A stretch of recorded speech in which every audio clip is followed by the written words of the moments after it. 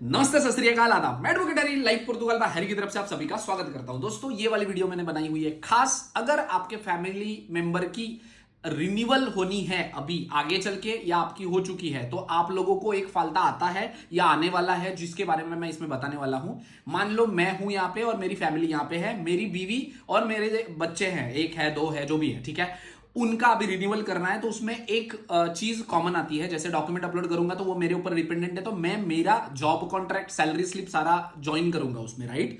पर कई लोगों का ऐसा सिस्टम होता है कि एक बार फैमिली आ जाती है तो वो लोग काम करना बंद कर देते हैं, फुंदों पे ले लेते हैं, या फिर वो अपनी फैमिली जो है मतलब अपने जो टैक्सेस है वो कम कर देते हैं। तो बेसिकली उनको फालता आता है मायोश दे सब्सटेंसिया का। तो एग्जैक्टली क्या है और इसका सोल्यूशन क्या है मैं आपको अभी बता देता हूं और आपको सावधान कर देता हूं। बेसिकली सिस्टम क्या है कि मान लो मैं यहां पे काम करता हूं, ठीक है। मेरी बेसिक सैलरी होनी चाहिए 870, इस साल की बात कर रहा हूं। अगले साल वो और बढ़ेगी, उसके अगले साल और बढ़ेगी।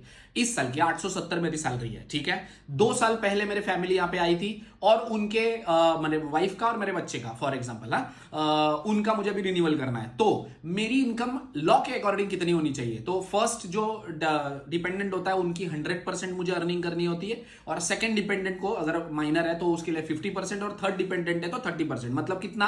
870 मेरे लिए, 870 मेरी वाइफ के लिए, उसके बाद जो बच्चा है उसके लिए हाफ अमाउंट मतलब 450 के आसपास, उसके बाद जो मेरा बच्चा है वो 300 या 250 के आसपास, ठीक है। तो कुल मिला के मेरी सैलरी कम से कम 1600 1700 हो गई, 800 800 1600 1700 हो गई, 1700 प्लस 450 मतलब कम से कम 2000 2100 के आसपास मेरी होनी चाहिए सैलरी, और उसके ऊपर मैंने टैक्सेस भरने चाहिए, तब जाके मेरी बीवी मेरे बच्चे का रिन्यूअल हो सकता है, ठीक है। प्रैक्टिकली उनको भी पता है कि चलो इतना तो नहीं कमाते लोग, तो इसमें कितना होना चाहिए। तो एन्युअली आपका कैलकुलेट करके अगर आप चेक करो तो एन्युअली ऐसा होता है कि आपको 3000 पर एडल्ट या 4000 पर एडल्ट रखना चाहिए, और बच्चे का 2000 से 2500 पर माइनर होना चाहिए। मतलब कितना होना चाहिए? आपकी सैलरी, अगर आपकी वाइफ है, आप हो और आपका एक बच्चा है, तो आपकी सैलरी कितनी होनी चाहिए, कितने टैक्सेस आपने पे किए होने चाहिए? तो सबसे पहले तो ये चीज है कि मेरी सैलरी 870 प्लस मेरे वाइफ के लिए और मेरे एक बच्चे के लिए वो मुझे कम से कम 1200 से 1300 मेरी सैलरी होनी चाहिए, ठीक है। या 1400 हो, जितना ज्यादा हो और अच्छा है, ठीक है। कम से कम 1300 से 1400 होनी चाहिए, ठीक है।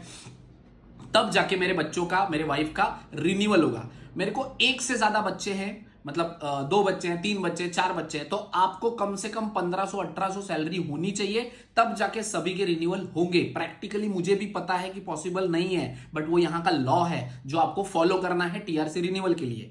बट चलो, अभी जिन लोगों के रिन्यूअल ऑलरेडी आ चुके हैं, उन्होंने टैक्सेस नहीं पे किए हैं, तो अभी उनको क्या सोल्यूशन है? तो देखो, आपको सोल्यूशन सिंपल सा है। आपकी वाइफ, आपका बच्चा, अगर आप उनका रिन्यूअल कर रहे हो और आपको माइश दे सब्सटेंसिया का फालता आएगा या आ चुका है, तो आप अपने दोस्त से एक डिक्लेरेशन ले सकते हो कि वो आपको फाइनेंशियली हेल्प करता था, पर उसकी सैलरी अच्छी होनी चाहिए, उसके टैक्सेस 30 दिन के जाने चाहिए, और वो डिक्लेरेशन जो दे रहे हैं वो आपका नोटरी अटेस्टेशन करके वो आपको सबमिट करना है, तब जाके वो आपका माइश दे सब्सटेंसिया का फालता जो है वो क्लियर होगा। और आगे चल के आने वाले हैं तो उन लोगों के लिए मैं भी बता दूं कि प्लीज जितनी फैमिली है उतना टैक्सेस पे किया करो।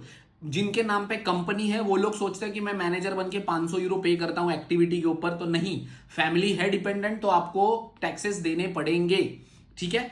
ये मैंने इंफॉर्मेशन दे दी है, अभी इस हिसाब से आप देख लेना। इसके आगे भी मैं बताऊंगा आपको, जो जो सवाल आएंगे मैं कमेंट में चेक करके।